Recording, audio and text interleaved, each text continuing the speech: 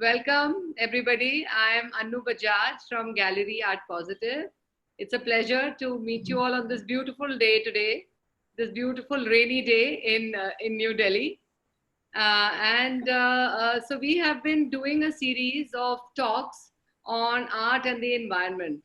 While COVID has hit us, and we are not able to do our regular shows the way we would, but we have changed the focus now to doing a lot of online shows, a lot of talks, and the first in this series is what we are doing now. It's on art and the environment, and we have been showcasing or talking to artists whose works revolve around the theme of environment. So till now we have had four such talks in this series. The first one was with Jagannath Panda, with Arun Kumar HG. The second with Jagannath Panda. Number three was Pratul Dash, and the fourth was with Subodh Kerkar. These are all very talented, established contemporary artists from India. Now we have moved focus to Italy. We cannot travel, so we are doing it virtually, and we wanted to bring in the aspect, the world view, and how artists around the world are working on this theme. So before I go ahead and introduce today's artist, just wanted to say that this is the last of this series of 5. And we will be coming up with a new series for which we will be, giving you the details. Please keep watching out for our social media at Gallery Art Positive. We will be keeping you abreast of what we are coming up with next with series. So now I would like to hand over to Andrea and Raffaella, who are logging in now from Turin in Italy, and they're going to be talking about their practice. And talking to them is our curator, Vikash Kumar. So now I'd like to hand over to you, Vikash, to take the dialogue forward. Thank you. Sure. Thank you. Thank you, Anu. Thank you for this platform, and thank you for organizing these sessions. It's really enriching in this pandemic time where we're all enclosed within the house, so we cannot move out, but we can do the dialogue across the borders now, so we can see it. So just to introduce you to these wonderful artists from Italy. So Andrea Caretto, who is a natural science graduate, and Raffaella Spagna, who is an architecture student, who is an architecture graduate from Italy. So both have been working in Italy from together from 2002 onwards. From last 18 years, they are working together. And interestingly, their works basically investigate between the relationship of living human beings to the beings of other organisms, whether it's living or non-living. So it's more of a kind of amalgamation of art and science, you can say.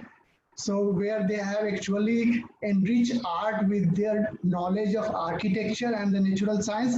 And I'm quite fascinated with their practice, because I myself being a science graduate, so I quite comprehend with the works which they produce. So also how I came in contact with Andrea and Raffaella. So 2 years ago, I was doing curating an exhibition at Italian Embassy Cultural Center in Delhi. So where we had to curate an exhibition of Italy. I was talking about the ecology as its main subject. So the current practice and how that title was returning to the earth, ecology and urban. So we had few young contemporary artists from India participating in that exhibition, and we wanted some Italian participation in that exhibition. So 2.5 years ago, 3 years ago, I was teaching in Milan. So with one of my good friends, who is a very well-known curator of Italy, Dr. Martina Cognati. So I came in contact with her and I asked her, so we want some important artist who actually works with the ecology and environment as a theme and who has a longer practice basically. So, and there should be known, in fact, in the Indian circuit also. And the first name came from her, why don't you talk to Andrea and Raffaella? So they are working in this theme for almost 2 decades now, and they have close contacts with India because they have done residencies in Bombay with Art Oxygen, in Khoz in Delhi. I think maybe in 2012, yeah, they did something in Khoz. And I just reached out to them and they became part of the exhibition and their works were really appreciated by the viewers in India. And when Pranamita has asked me, so we want to take this ecology not only to Indian artists, we want to understand the international perspective and we want some international artists. So I approached to them and now they are here between us, among us to talk about this thing. So they had a huge biography, so that I don't want to get into that. So that all of you can, I'll share the link with you, so all of you can go through and connect with them. So just to tell you that they had done more than 13 solo shows, like two-man shows. They work together in different parts of Europe, Italy, France, Austria, and I was checking it is like almost 70 group shows in all parts of the world, including India. Numerous lectures across universities in Italy and Europe. So many students have made PhD thesis on their work, and they have done several publications also.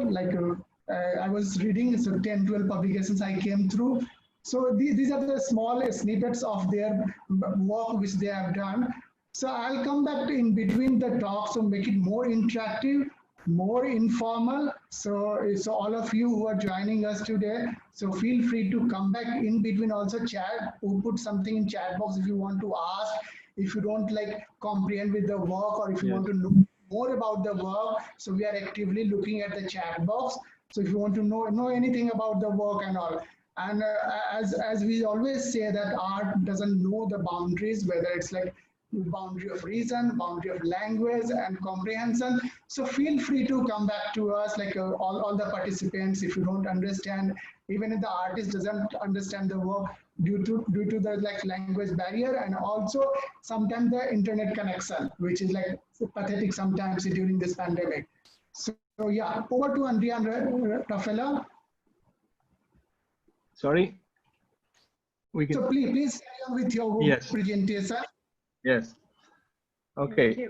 Thank you, Vikash, for the presentation, and also thank you for inviting us. It's very, very good.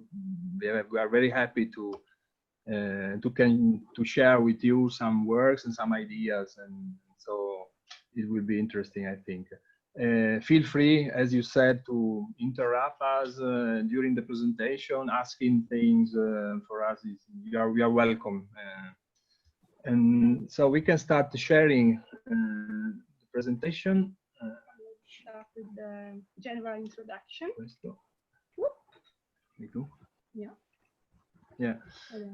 Maybe we start a little bit explaining a little bit our practice, because before presenting specific works, we would like to give you a sort of general idea of our attitude, also respect our practice. In general, we think that for our art is a way for experience the world, and in its complexity and its ecological dimension in some way. So it's really something related with our body that is in a context. And the idea is to understand how we can we can live in a place, how we can coexist with other things in the world.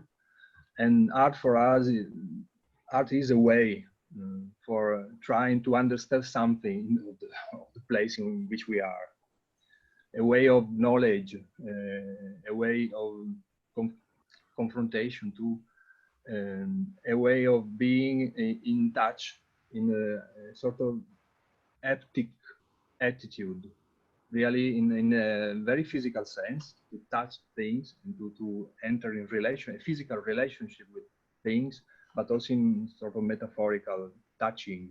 It's more expanded idea of touching and of feeling things. And so the first way in which we practice art is always related with something aesthetic, and so the relationship between aesthetic, ecology is at the core of our practice. We mean aesthetic in the originary sense of the term, the Greek word that is linked with, related with the perception. And so, if you consider this originary meaning, immediately ecology something to do with aesthetics, because as living beings we perceive continuously things, and the first approach to the world is something related with our perception. And so from that, ecology is related with aesthetics, but in the same way, art in some way is always ecological and is always environmental in some way. If art has to do with aesthetic experience, as we think, immediately is always environmental. And it's quite a joke, but it's, for us it's quite important. And also art is always relational. Even if maybe we can say, I know I'm not interested in people, in environment, or in context. You are influenced by them, and you are only a part as artist of a very big, complex system that condition also you and your work.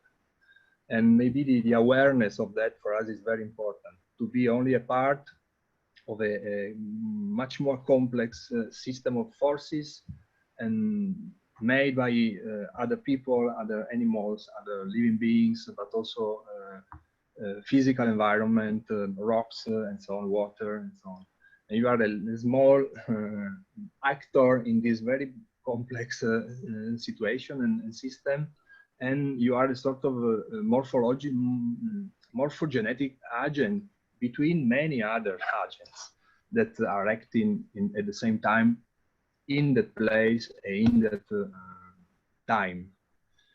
And that's what I can say for introduce a little bit our work. Maybe we have selected 3 projects. Normally we have a process based work, and so it takes time to go a little bit deep in the single project. We selected 3 of them that have different perspective also, and also different way of practice art. In the last one would be something more related with the involvement of other people directly. It's a workshop, but workshop for us is also a way for doing art. It's not a sort of collateral and educational part, but for us it's really we consider it as a work of art, an artwork. And so we selected 3. Maybe I leave Raffaella to start.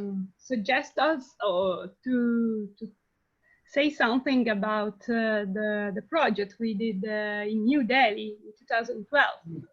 So we have many pictures, but maybe we go on with very quickly.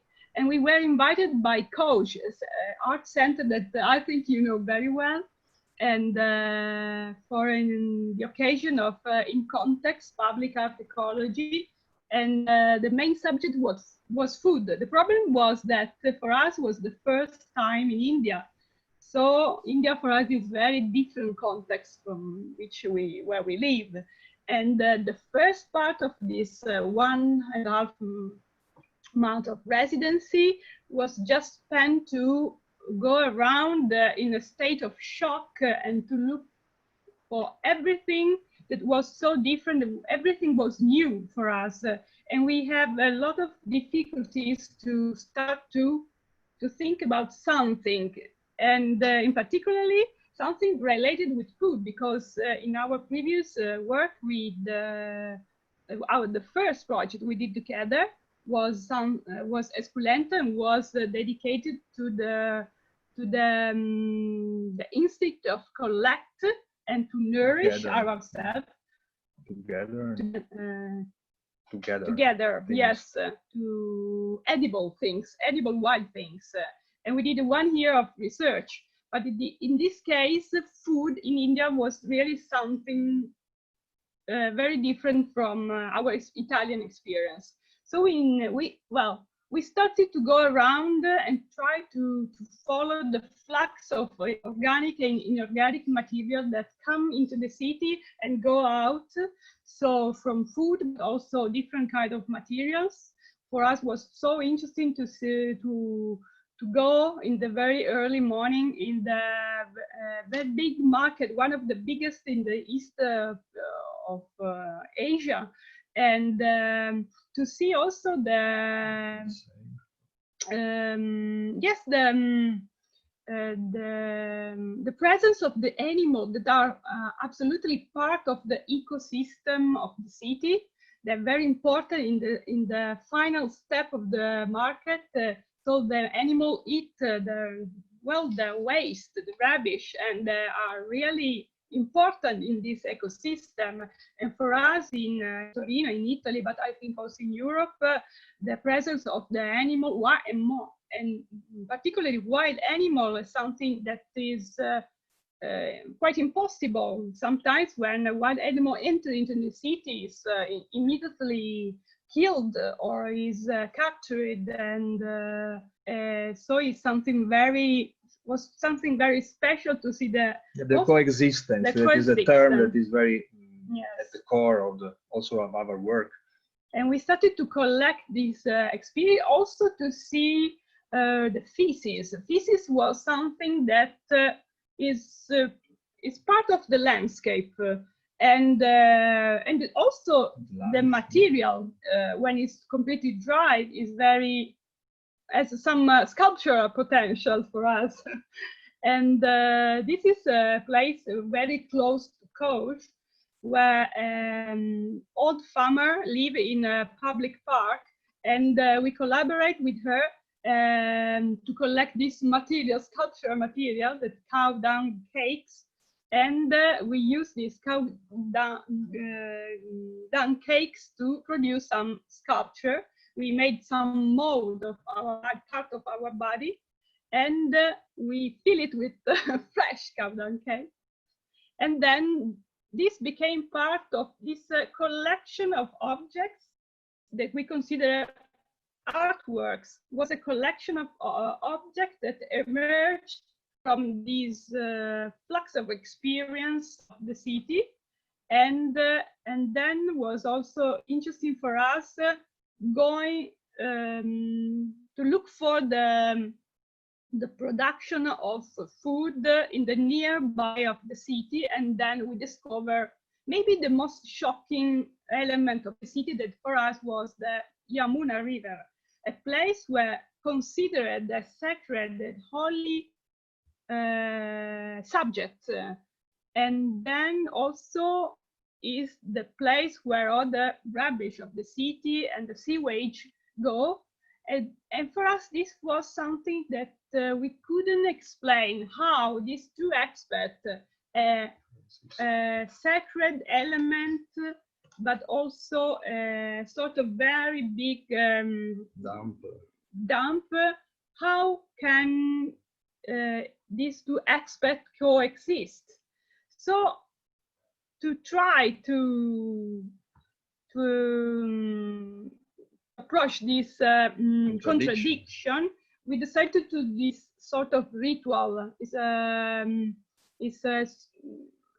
divination, so it's a way to approach a non-human subject that is part of the culture of many different population in the world in the past and also nowadays. And we produce with some element we collect in the city, New Delhi, some coal, some natural pigment, and we produce some oil color. And one drop of this oil color will fall down on the water of Yamuna, and the pattern, the shape of this floating pigments, when we put a sheet of paper is completely fixed. And this for us was the answer of the river, and everybody that know the question, looking at this drawing, make an effort to trying to interpret and in this effort is the core of the work. So trying to understand something that is really difficult to understand, this relation with the river. So we produced different drawing. Well, was the river has done this drawing. It was a sort of interview or conversation with the river at the end. We asked a question that for us was with no answer, was impossible to understand, something very difficult to understand for us, and we decided to ask to the river the answer. And also some artists that were in residence with us did some question, and also some guys that lived in the nearby of the banks of Yamuna. And then this series became a series of drawings that we used during the last performance in New Delhi. Also, we were very interested in the use of precious metal like gold and silver in the nutrition. For example, you know very well, for us it's something strange, but for us it's so normal. And the leaves of gold and are edible materials. And in this case, we produce a series of objects. These are the production. This picture is production of soap, silver soap with silver flakes made with neem oil. That is an autochthonous plant of the area. And these objects were part of this series of works. Also, multiples. We produced different multiples. And these are golden laddu, so are typical sweets, very good sweets. And then this is that you can see is a typical hand cart, but decide to restore and to modify with the help of some people of the area, and become our small shop, and also our small installation that we used just for one night in the market, public near the coach, was in the Kirk village. We remember very well of this the quarter of coach, the market of Coach, and upside Coach. And then we decided to, after 1.5 months, as a last step, to give back to the city, to the people, our experience in form of artworks, but trying to exchange these artworks with food. So the performance consists in this action of exchange, artworks and the food. And there was sort of an artist helped us, Pratik Sagar, to translate, because it was not so simple for us to be there. And we collected a lot of food. It was so interesting to see the reaction of the people that were very attracted, and we really didn't know what could it be the reaction, because but we realized that also non-artists, normal people have a sort of high sense of the aesthetic, of the colors, so we exchanged a lot of artworks, and we collected a lot of food. Also, it was a way for us to close, well, not to close, but to leave a sign of our experience in New Delhi,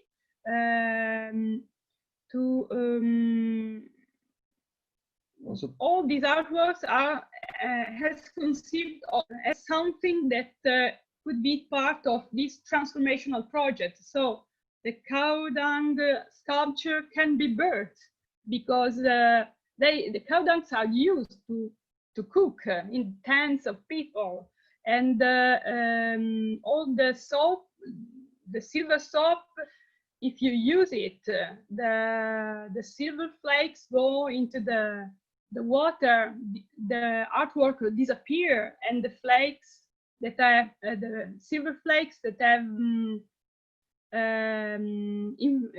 antiseptic properties. Antiseptic properties could metaphorically go to the sewage to restore a little bit the water, and also the golden laddu go into your body and then go out from your body in a sort of giving back to the environment of precious metals. So also the artwork have been conceived as something that are part of this transformation.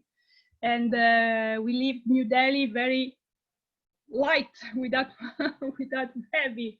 And we are happy that some of these objects are now in the Kirti village, in the house of people, and for us was a way to say this is what our experience. We don't want to judge from the big question of food and nutrition that is too big for us, and so it was a way to put at the same level, yeah. if you want, the food and the art that for us is in some ways the food too, and saying that that's what we did here, our experience here. We produce these objects that we don't know if are interesting for you, but that's it. And so now if you want them, you have to give us some food, and then to continue this idea of transformation. At the end, all the food and the final, this is the market, the exchange. We decided really at the moment which kind of exchange. I mean, we decided maybe 1 watermelon for this drawing, or 3 kilos of zucchini, or etc. And at the end, we collected a lot of food, and we used the last day. This is a small exhibition with what we a selection of the artworks that then were yes, the leftover from the market in some way, that we put in the white box.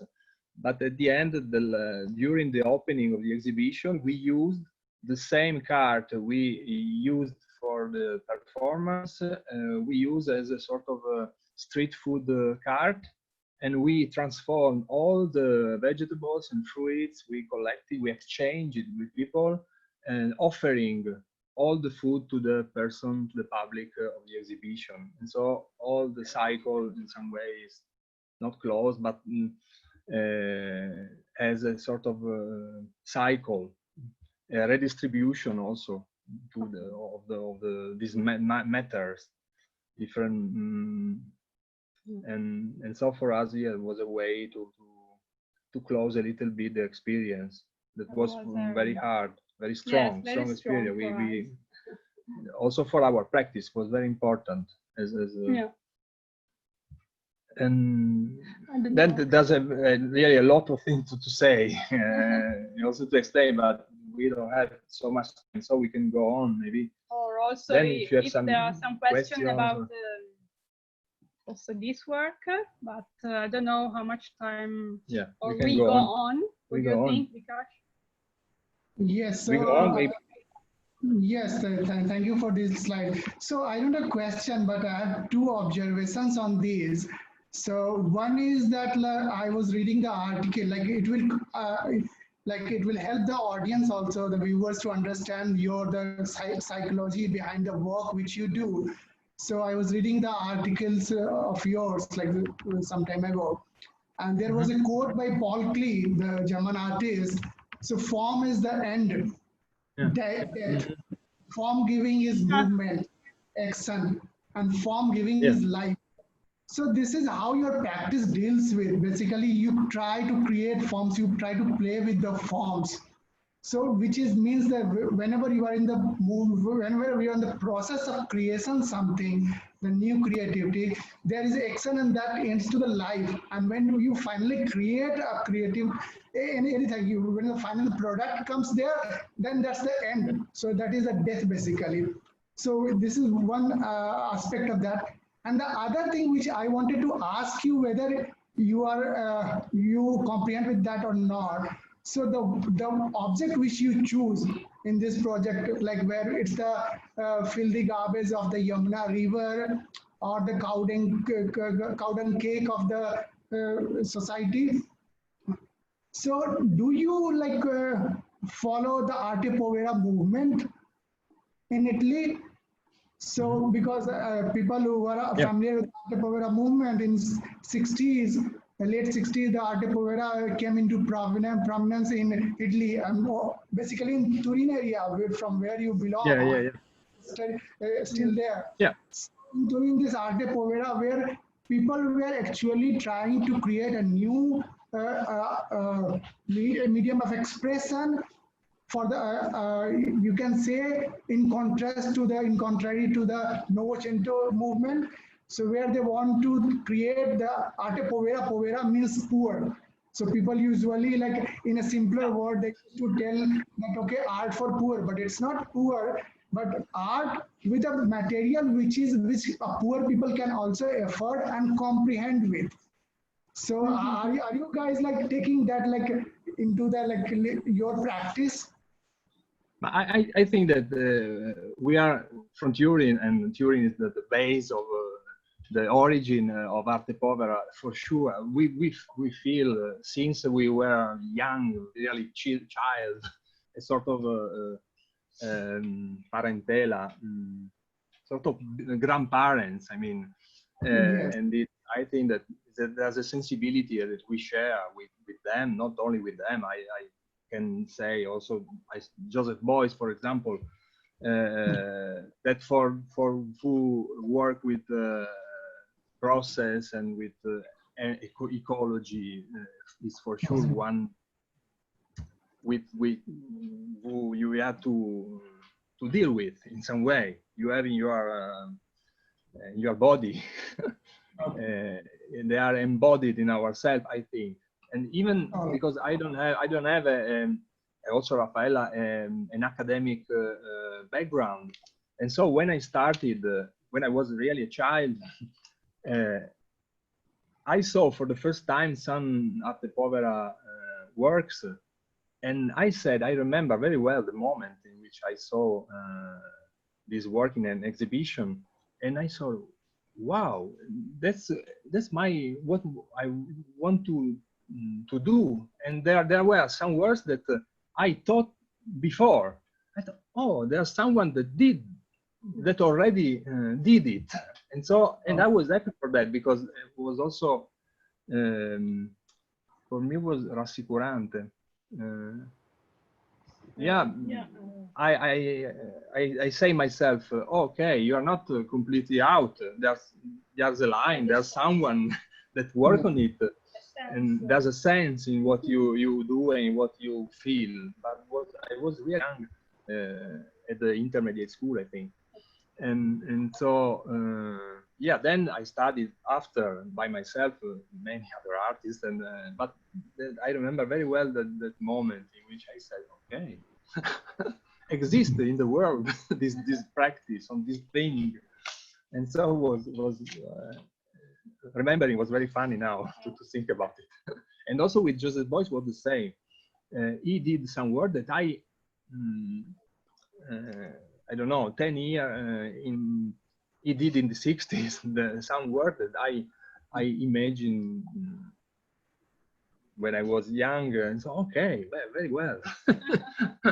I'm not crazy completely. I'm not completely crazy. At the same time, where we started our experience in New Delhi, all the ideas came out in a very natural, instinctive way. So, and it's always, this is our approach, is to be in a place, to live that the context, the things emerge from this relation. And so it's always something that we realize in a second moment when we, yes, it's sure that in Torino we are born and we live in this context. So all these artworks, all this movement is really inside us. And but anyway, we feel close, but at the same time, we also think that now our work express something that is more close to the nowadays urgence. And it's a sort of, maybe, I don't want to be, it's a small contribution that maybe come from Arte Povera, but now is a evolution with our small capacity, but we feel in a second step. Yeah, also maybe the openness to the world, to the other people. Also, very often we involve people doing things, do experience together. Not only artists, also artists, but also from other field, but also citizens, public in general, and so there are some specificity too of our practice, I think. Yeah. But for sure, we feel this. So we can go to the next slides. Yeah. Yes. Yeah. Okay. Yeah. Aimalus is the next project that we will show you. A story of the apple. It was quite strange, the origin of this exhibition. This was a sort of a residency in this case too. They invited us to explore an area near Biella, that is close to Turin, 100 kilometers, something like that. And that's the Città dell'Arte Pistoletto Foundation. It is an art center that organized since many years residency, also international residencies. But in that case, they decided to invite Italian artists for the first time.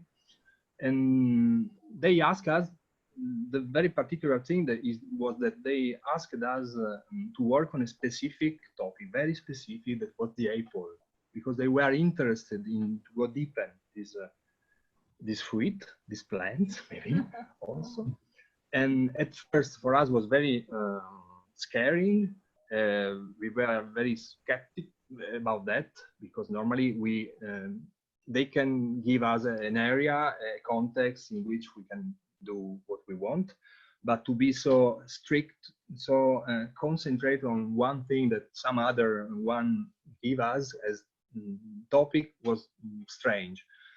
We reflect upon it a lot.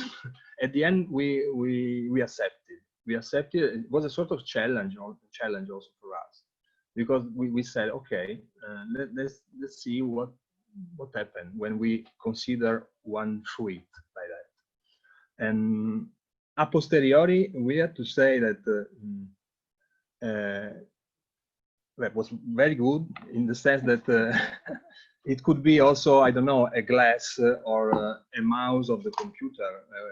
It's the same at the end, because if you have the ecological approach, everything is related with everything. And you can talk about the world, about the universe, I mean, talking about one apple. But it was only a posteriori that we opened up our wow, and we said it's true, it's really true that if you look at the things deep, you can really explore many things, many aspects of the world, many topics, and was really a wide research at the end. And so we will show you some images of the context. As usual, we enter in contact with many people and many environments. In this case, it was a farmer, very particular farmer. He's a sort of collector of apples. He cultivates more than 400 varieties of apples in his orchard. And very particular guy, this one, Marco Maffeo. And is a sort of utopic work because the world is in another line, the mainstream. Few variety of apples for the market, very specific ones, 10 maximum. And he tries to keep going, to keep alive these varieties, very old, also very old and typical varieties. Once every valley of the Alps had a specific variety of apple, very adapted to the condition and also to the culture of the local people. And apple tree is very interesting because it's very simple to hybridize, and naturally you don't know if you plant a seed of apple what will happen. The plants could produce very small apples or very big one. You never know what will happen. So if you if you find a good variety of apple, then you have to keep the genes, the genomic of the tree, grafting and reproduce it in an agamic way and on a genetic line that is always the same, and that's the point. And he tried to do that. 400 lines of that go straight on. But it's, for sure, it's sort of utopia, and for us it was very interesting to be in contact with him and to hear about his practice of grafting. He's really a sort of genius of grafting. He goes in the Alps walking, and when he find a very big old tree in the Alps, he collect very small branches and then he used to reproduce them. And so he did a very long work about that. So we explored this aspect, and then incredibly, in the same small village, but very small, 400 people, I think, maybe less, there's one guy that independently reproduce with wax apples, ancient fruit, in particular apples, and was incredible. This is very close to the place in which we were the residency, very close to Biella. And so we said, okay, it's a sign in some way. We have to collaborate with this guy that is another very particular guy.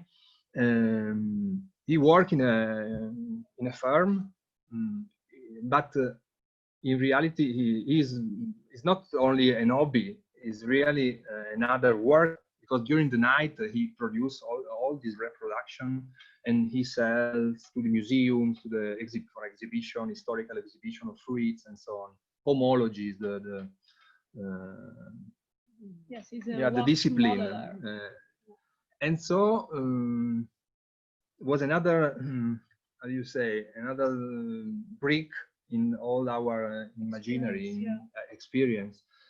This one was another man, this is a philosopher, farmers, and he has a background in philosophy with his wife.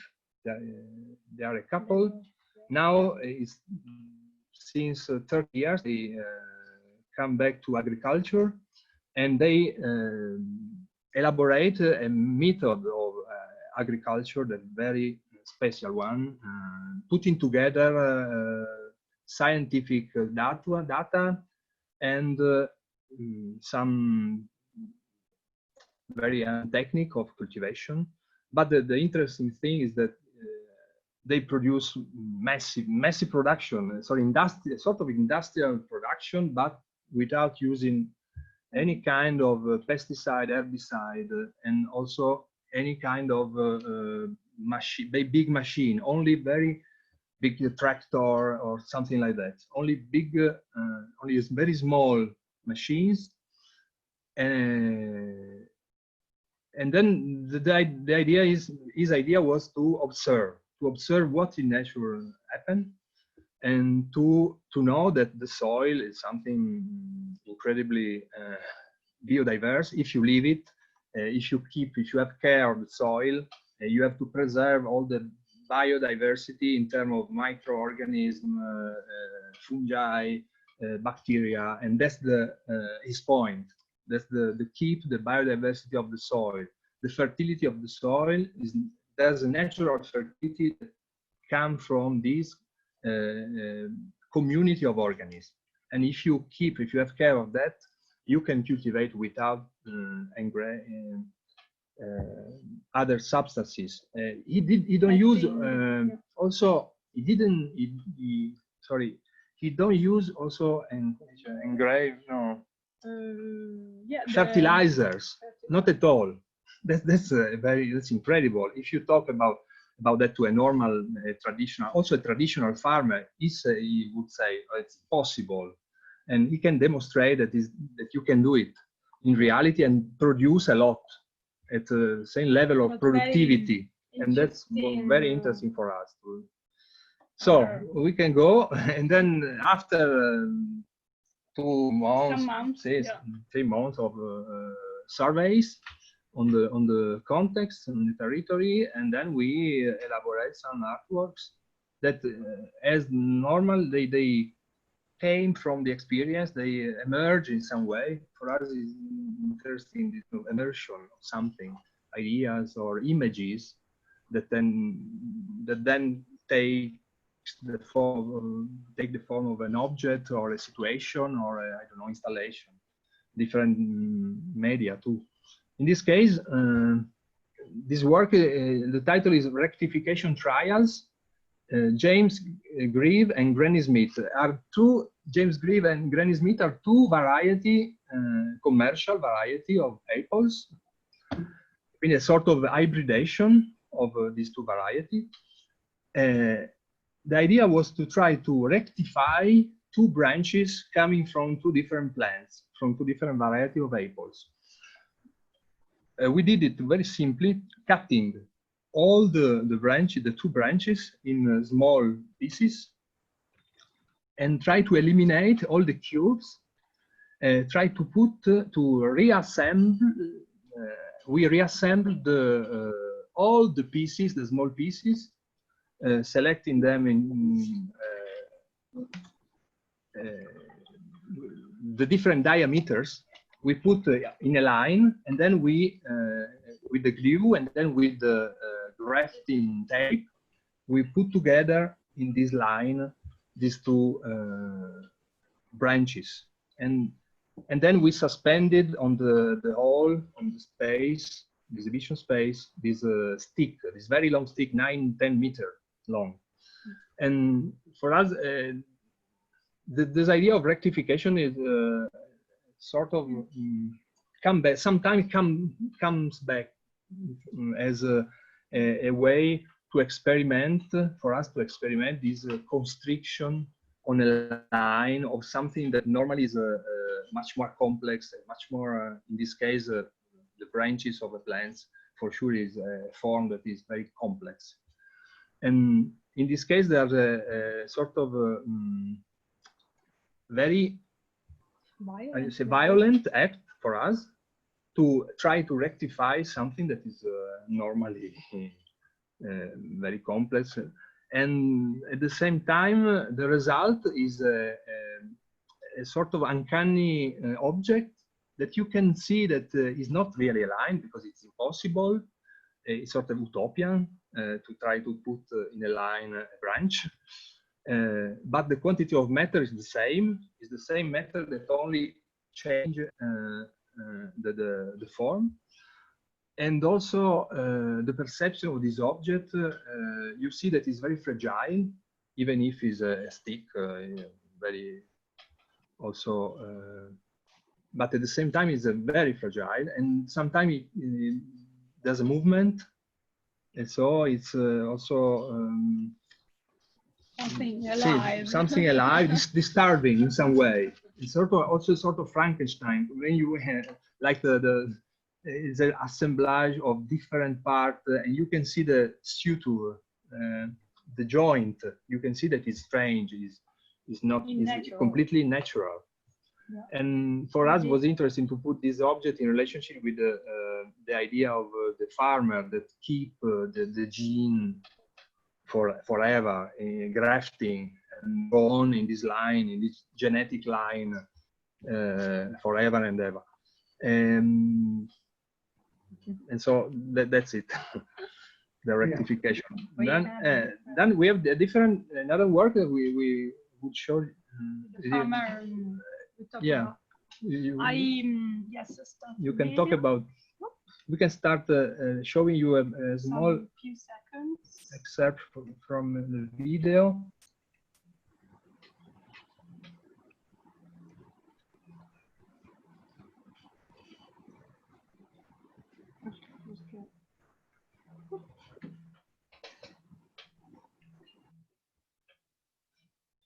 البياتلين، البوشبيات، الليمونين، الريجولين، الشامبانيين، البوشدور. Il fumo della pelle del babi, il fumo della composta, il muso da Purchet, il fumo d'Asil, il fumo della Madonna d'Ottober, il Partus, il gris del Feder, il gris del Bardunai, il fumo della Lira, il fumo della Magna, il pumpo Urum, il rus di Clamassei, il neldo del Vai, il ruso del Vai.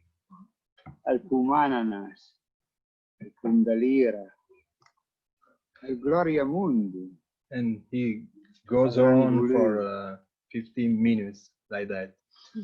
And maybe we can talk a little bit more about that. Yeah. And was the farmer we talked about before. And we asked him to try to remember, just with the help of the memory, the names of these hundreds of varieties of apple. So he started to say the names of these varieties. He know a lot of names, but it was also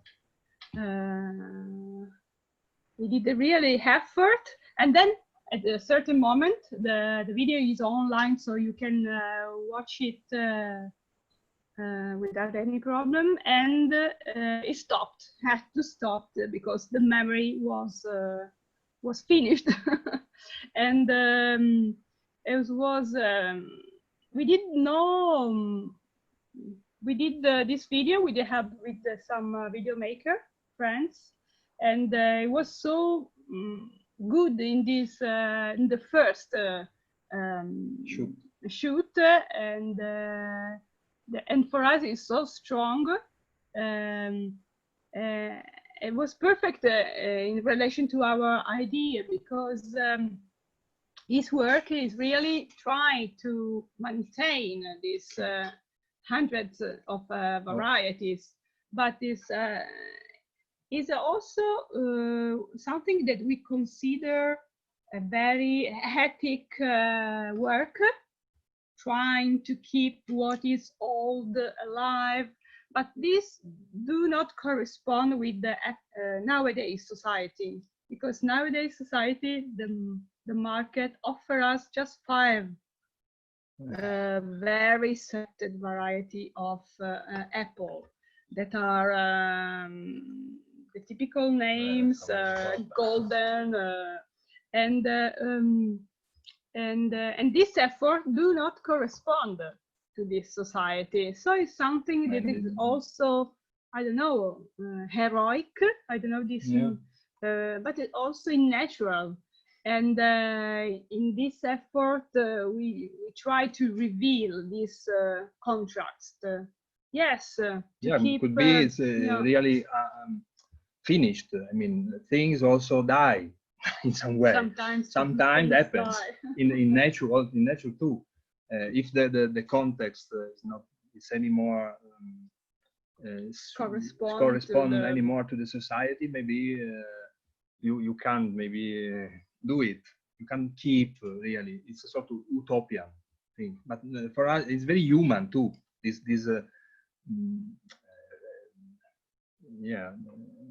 attitude to try to keep something that is from the past. From the ecological point of view, it's also good. I don't mean that it's not doing that, but we would like to also to underline the criticity too, and this also humanity of this guy that at the same time, the selection that the market operate is not something that is very good because the apple trees are now really weak, and in the same exhibition we have the pleasure to host the work of this French director that went to Kazakhstan, where still exists the original apple tree, and there's forest of these wild apple tree, and trees. The height is 20 meters and very, very strong. Centuries of all. And the selection that offer us just 5 varieties is possible because now a very weak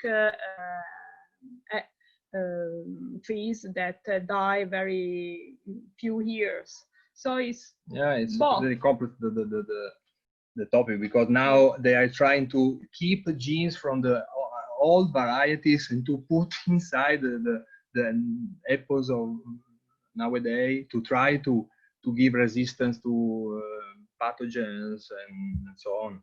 And so it's all and we went fast food. I can.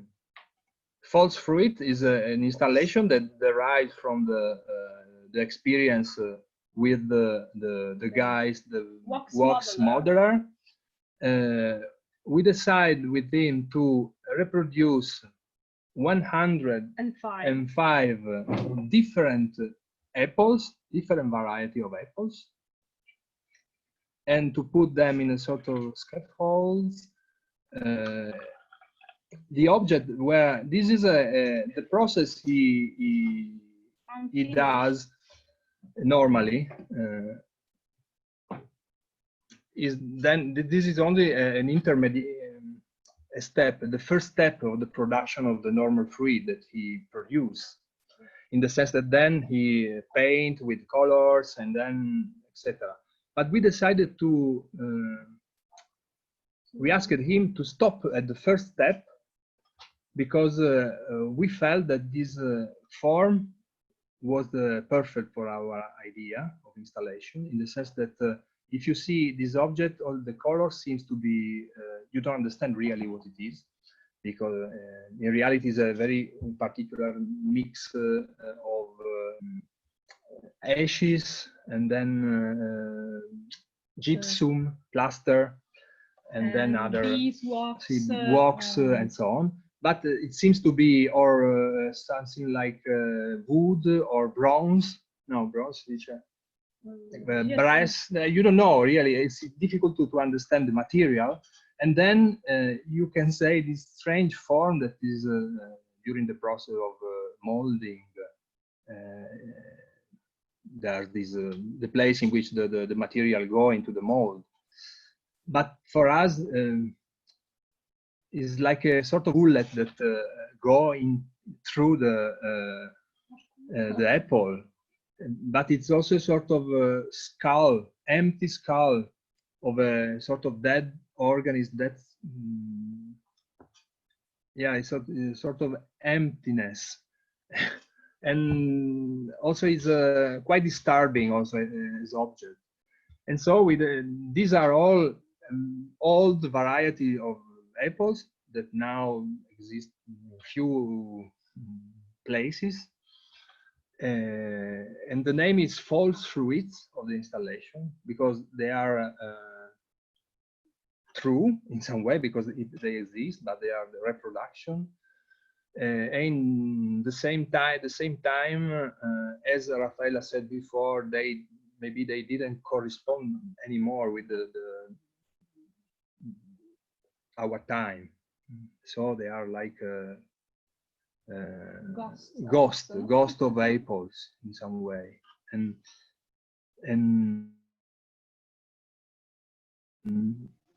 then there were in the exhibition there was a sort of a nursery in which people could buy some plants from the orchard of the Marco Maffeo, that was the farmer, but at the same time you could see the diversity of plants, and you could see it in the small garden that we created in a place in which normally in the foundation you can't go. And we we cut the windows, and we bring the public out of the space to sit down here and to observe very closely the 60 variety of apples. And there were, this was a small shop, the narrow Malus shop. Malus is the scientific name of apple. And I Malus, the title exhibition for us was important because apple is, you know, the brand, very famous brand. But and I Malus was for us a way to put in the shoes of the apple. Put ourselves in the shoes of the apple, trying to follow the story of this organism, of these plants during the evolution and during the centuries, maybe, and thousands of years in reality, of coexistence with human beings. And in this case, we showed, and you can, the public could also buy the products of the farmers of the area. And we asked them to give us some products, apples, dried apples, apple juice, and so on, and a reproduction of apples in wax done by the modeler, and so on, very jewels and so on, related with apples. All the people that we contact and with which we enter in relationship during the process, we ask them what they produce, and we offer a space, a shop, very narrow shop. Yeah. And this is the last one. I don't know, Vikash, is that we have time, maybe no, to go. I think we should stop here on this slide. So because and we can talk a bit. Yeah, because there are a lot of things to talk about on your previous slides, and so many questions maybe people might have. So let's go into that. So as we have been discussing day before, that we can talk on one project for more than an hour. So it's already an hour crossed. I have so many questions to ask to you, but we will chat separately, or maybe plan some other session also. So there is one question from the viewer. So I think he has answered himself or herself in the question also. So nice to see and listen your thoughts process, Andrea and Raffaella. I have a question: how you describe your approach of ecology and its exploration in terms of your byproduct on that context or process? Do you say those byproduct as work of art? I think whole process is important. Your opinion, please. I think thank you for the question. And yeah, first about ecology. As I said a little bit before, we mean ecology, not identifying a specific topic or related with environment or something like that. For sure, the science of environment has to do with ecology, but for us, ecology is more related with ontology. Eco-ontology. Things are ecological in itself, are in the relation, are not in relation. Things are in the relation. exist only in the relation. The relation is between matter, forces, between organism, between everything. That is, and normally we approach things in that way. Everything it exists in the relation, and so all our work in reality has to do with ecology, but because I mean everything has to do with ecology in that perspective. And it's true that the process for us is, as you could imagine, is essential. And I think that we can consider artworks some object that we produce. It doesn't mean that the process have no importance. They are on the same level. We think also, I think we can say that also the object has some characteristics in itself. You can perceive something that otherwise that does a value too in the object, an added value that only in the process maybe you don't have. Something in the process happened that there's a sort of condensation of ideas, materials, and in our experience of the place, of the context, sometimes happen that we have the exigence, we feel the exigence to condensate something that keep the form of an object or an installation, or also a collective action. I don't know, could take different forms. But I think that we can, I have no problem to say that they are artworks. But for me, also the process is part of the artworks. I can't really separate the two things. There's only a sort of movement, how do you say, like a wave, and sometimes there's a point in which some objects appear, and people could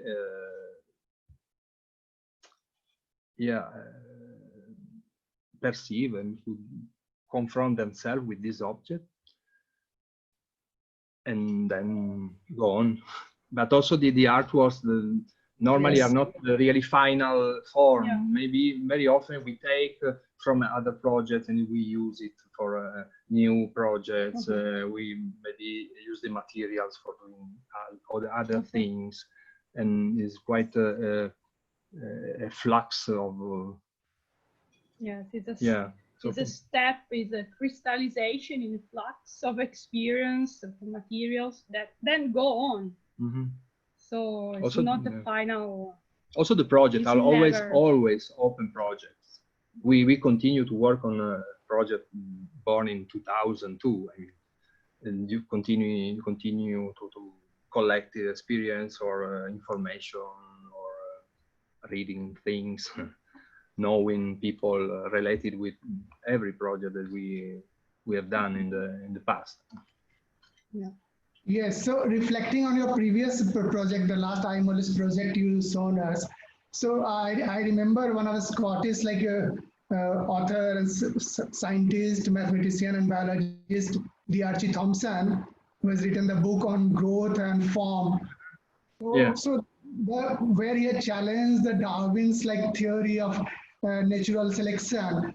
So, and he pointed out the scientific explanation of morphogenesis. So all your work on that thing actually reflect on those themes. Yeah, but for sure, Darwin is very interesting in general, but for us it's very, very interesting. Even if very often his thought was quite interpreted in a bad way, in the sense that you have not maybe to imagine a sort of war of the stronger and that win over the other, that are not adapted. Then there are many other scientists, Margulis and so on, that show that also the collaboration is in reality is very, very important. Maybe at the same level of importance of selection for evolution. And so for sure, there's one aspect at the core of our work, I think, is the fact that the form of things, in the case of Darwin, not only animals or living beings, but he studied also geology, and he interpreted very well the genesis of, atoll, reef, barrier reef, and so on. And so the important for me is that the form of things is an emergent property from the context.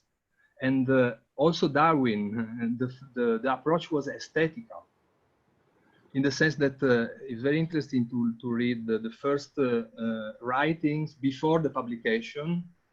And very often you can see a sort of poetics too. He observed the landscape, and he, in a very poetic ways, too, describes what he saw, and only a posteriori, only then he purify, in the scientific term, this observation that was completely related with his experience, aesthetic experience of the place. And he arrived to interpret through the experience of seeing and observing in details things. I mean, in many fields, because Darwin was incredibly open in terms of disciplines. But one point that for us is very important is that the question, the form as something that emerged from the context. And for us also the artwork, our artwork, but in general artworks, is something that emerged from a field of forces that inform the work. Yeah, that's right. And we are one agency in this field of forces. Sure. I think that I can say. Yeah, I think we are way ahead of time. I think 15 minutes now. So we have so many questions to ask you, which we will do in some other session now. So I think I will wind up here. Anu, so you like to say some concluding words? Yeah, I can see the social impact in society in general of our practice. Yes. It's $1 million question.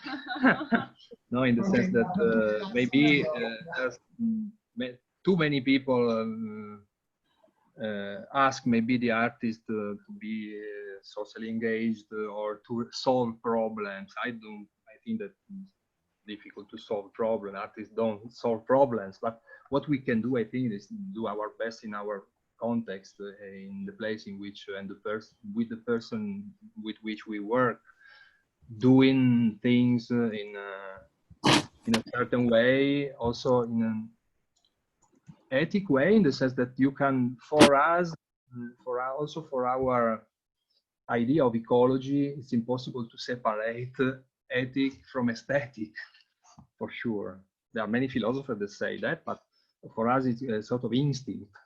If you have care of matter in itself, in every form, organic, inorganic, at the end, the ethic is inside that, is embodied in this practice in some way. And so, I don't know the impact. Very often we work with people during workshops in which we extend our experience to them, doing experience together. That's, for me, nowadays is very important, to offer experience to people, doing things together, because that's, for me, the only way. I mean, one of the only way to approach the ecological problem is to do experience of the world, and to put ourselves in the cycle, to put ourselves in the world, and to go there, to go out first. Also in the school, only go out and experience things, and that's the point. And be present to things, and be there and correspond with things. As TV Ingo, for example, there are many thinkers that in the last years started to reflect, and it's also interesting, philosophers, anthropologists, the correspondence, the resonance, and there are different terms that they use for define this attitude, this approach, but we feel this thing very, very strong, very urgent too. And so maybe this one, I think. See, the problem is that contemporary art, but art is separate from life mostly. And so also different kind of practice, traditional practice, painting, where are put in contact with normal life, normal people can give. Yeah. It's not necessary to do some social engaged art, but for other different reason, I don't know, economical, social reason, now art is put in a very closed and is isolated dimension, and cannot nourish society, because I think every artist with his particular unique practice can give some contribution to society, just put in contact. Yeah, because there are some values that are very, very subtle, very but very important also in the social value of a painter. I mean, it's for me it's very, very yes, and the shape of city, of public spaces reveal show how, but not only space but also relations, show the emptiness, the mancanza, the lack of the presence of art in the life, of this value that art can bring in society and life of people. I think that now I think it's very late. Yes, so this is a very interesting question asked by Pratul, and there is long answer and debatable thing. Yeah, it's role in the society. So it reflects so many points, and I have so many questions to ask you. So we shall continue this in some other session sometime. So thank you all of you for joining this evening, and thank you Andrea and Raffaella for taking out time and coming together for this session. So and thank you Anu for providing this platform and sharing our thoughts together.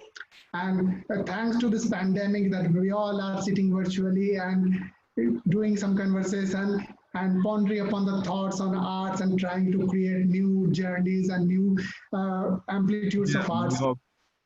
Thank you everybody. Thank you all. Yeah.